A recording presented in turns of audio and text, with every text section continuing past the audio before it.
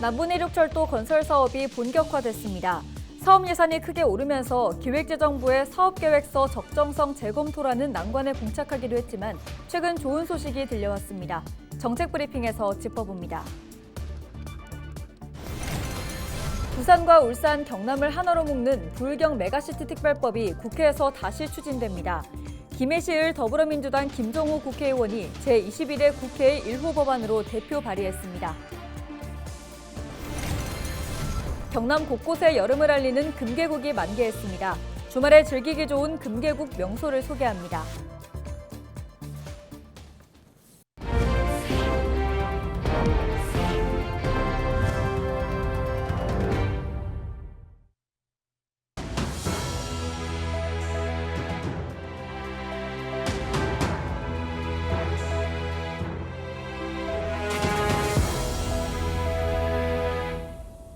시청자 여러분 안녕하십니까?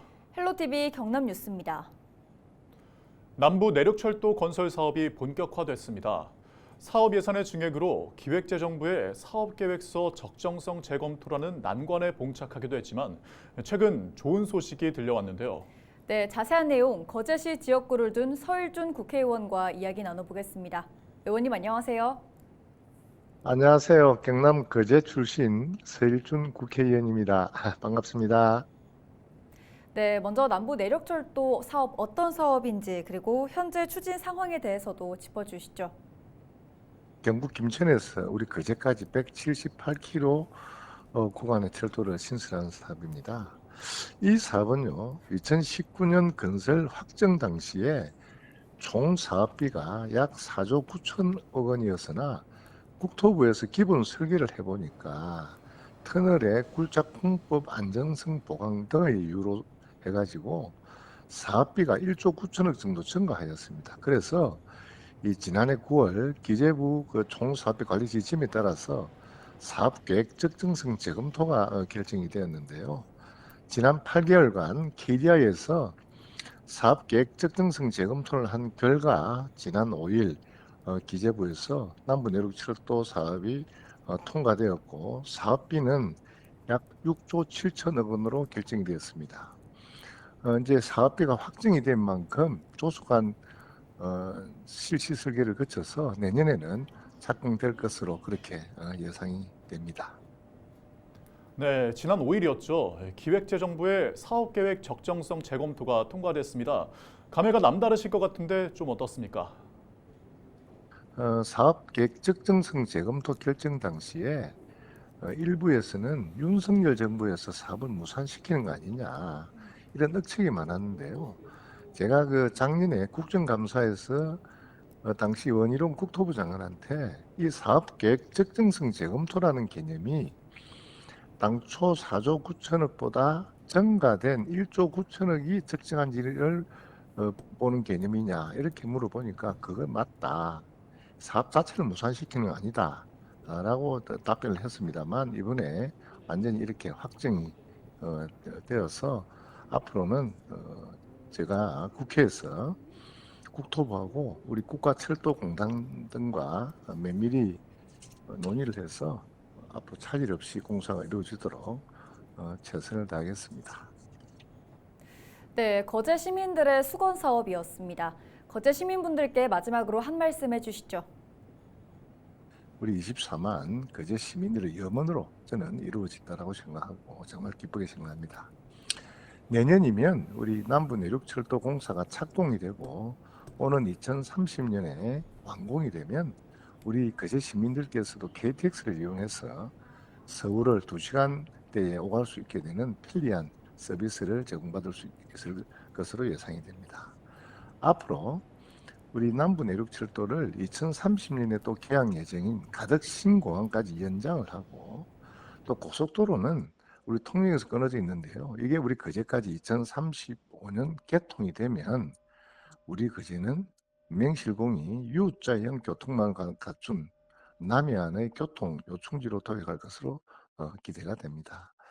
우리 시민들께 새로운 거제 또 우리 발전된 우리 거제를 보여드릴 수 있게 되어서 정말 감사하고요. 더 열심히 최선을 다하겠습니다.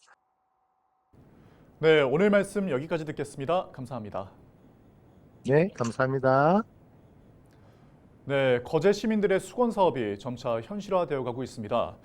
오는 2030년이면 KTX를 타고 서울까지 2시간 50분대로 이동할 수 있을 것으로 예상이 되는데요.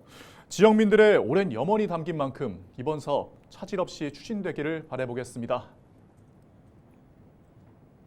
네, 다음 소식입니다. 부산과 울산, 경남을 하나로 묶는 부울경 메가시티 특별법이 국회에서 다시 추진됩니다.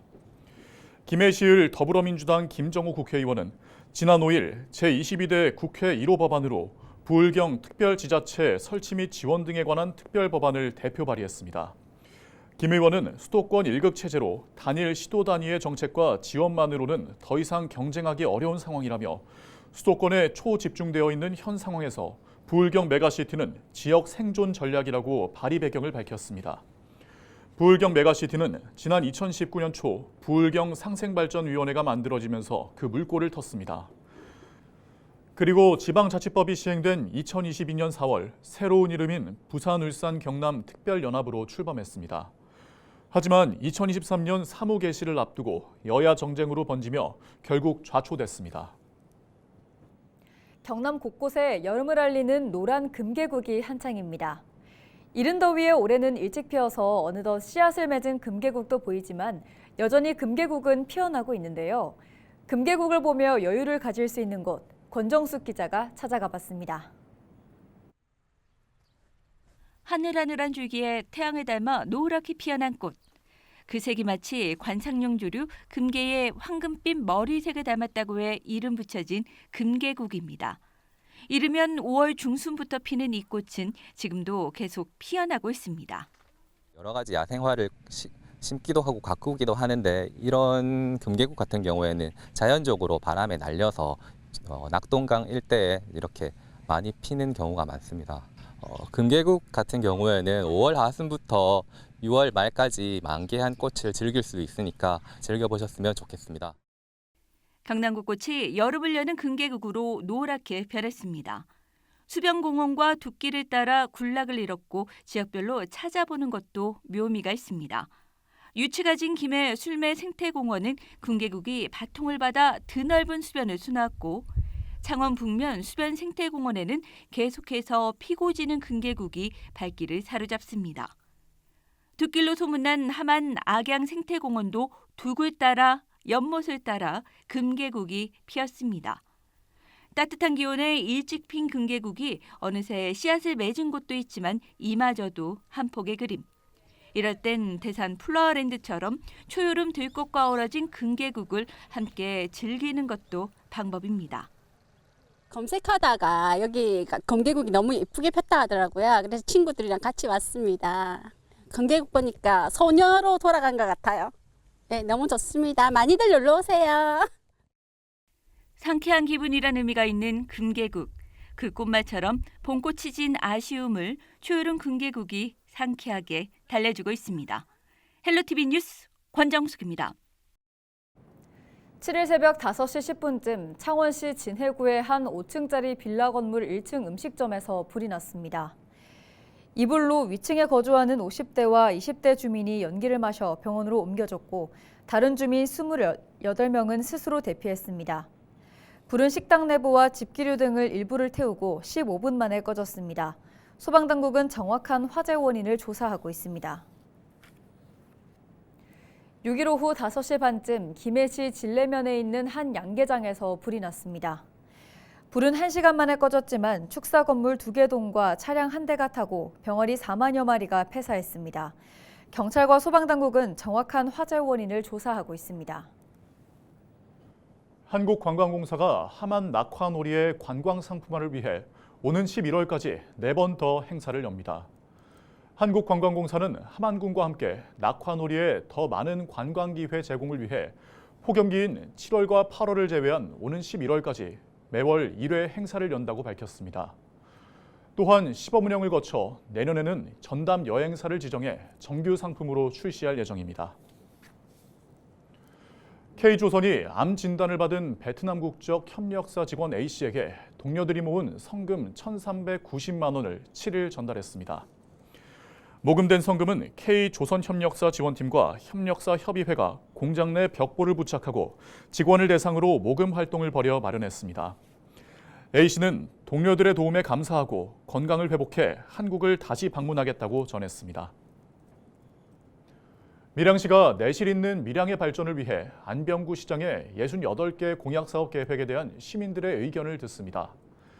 밀양시는 오는 12일까지 열흘간 시민들의 의견을 수렴하고 이 과정을 통해 시민들의 창의적인 시각을 반영하고 시민 중심의 공약이 될 수 있도록 재편할 계획입니다. 시장 공약사업 실천 계획안은 밀양시 대표 누리집에 게시되며 의견 제시는 누리집 내 게시판 또는 우편, 이메일 등으로 제출하면 됩니다. 밀양시는 제시된 시민들의 의견을 바탕으로 공약사업을 6월 말까지 확정하며 긴급한 사항은 오는 7월 1차 추경 예산에 반영할 계획입니다.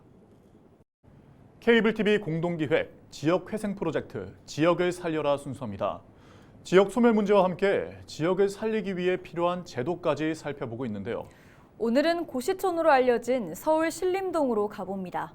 HCN 김민욱 기자입니다. 과거 서울의 대표 고시촌으로 불리던 관악구 신림동은 이 청년들의 꿈이 흘러든 지역이었습니다. 하지만 사법고시 폐지 이후 급격히 쇠락하면서 침체 위기에 놓였습니다. 한자리에 모여 생일초를 밝힌 주민들. 고시촌에서 같은 달 생일을 맞은 이들을 축하하기 위해 열린 합동 생일잔치입니다. 청년 고시생들의 임시 거처였던 관악구 신림동 고시원에는 이제 1인 중장년 가구가 자리를 채우고 있습니다. 거주자의 90%가 남성인데 40대 이상 중장년이 70% 이상을 차지합니다. 이웃을 만들어서 그분들과 함께 지내자. 그래서 오늘 생일 파티 같은 것도 뭐 생일자 맞는 분들이야 뭐 한 대여섯 분 되지만 뭐 많은 분들이 와서 서로 축하해주고. 한때 고시생만 4만여 명으로 추산됐던 신림 고시촌. 대학동으로 불릴 만큼 인근 서울대 학생을 비롯한 청년들이 유동인구의 대부분을 차지했습니다. 하지만 2017년 사법고시 폐지 이후 현실이 된 고시생의 이탈은 공실 증가와 함께 가계 폐업 등 지역 경제에 직접적인 영향을 끼쳤습니다. 쇠락의 길로 접어들던 고시촌, 최근 변화의 바람을 맞고 있습니다. 낙성 벤처밸리와 신림 창업밸리를 양축으로 하는 관악 S밸리, 민간 기업의 자발적인 유입을 유도해 창업 공간을 늘리는 동시에 벤처기업 간 협업을 돕습니다. 벤처 창업 지원 시설은 현재 모두 16곳, 다양한 육성 프로그램과 저렴한 임대료 등 혜택을 내세우며 기업 유치에 나섭니다. 사무실 공간 얻기가 참 어렵고 비용도 많이 드는데 그걸 안정적으로 일단 해주시는 게 너무 좋고요. 뭐 회계라든가 법률이라든가 그런 것들을 이제 다 도와주시니까. 지난 2022년엔 S밸리가 벤처기업 육성 촉진지구로 지정되면서 재산세와 취득세 감면, 기반 시설 확충도 가능해졌습니다. 신림동은 스타트업뿐만 아니라 지역 청년들의 새로운 보금자리로 떠오르고 있습니다. 서울권으로 나갈 때 교통이 의외로 너무 편하더라고요. 환경에 대해서는 너무 만족하고 있는 것 같습니다. 직원들도 입주 공간에 대해서 너무 많이 만족하고 있는 것 같아요. S밸리의 성공, 결국 지속 가능성이 관건입니다. 다양한 벤처 육성 기관을 통한 투자 연계와 연구 자금 지원으로 안정적인 벤처 생태계를 구축해 지역 상생을 극대화하는 일이 과제로 남았습니다. 관악구에 벤처 펀드들이 들어와 가지고 일상적으로 벤처 기업들하고 소통할 수 있는 이런 구조를 짜주는 게 지금은 관악 벤처밸리를 한 단계 더 업그레이드하는. 용나는 개천으로 불리며 청년들의 꿈을 품었던 신림 고시촌. 이제 2030 창업 인재들이 글로벌 기업을 꿈꾸는 기회의 도시로 바뀌어가고 있습니다. HCN 뉴스 김민욱입니다. 이상으로 뉴스를 마칩니다. 함께해 주신 여러분 고맙습니다.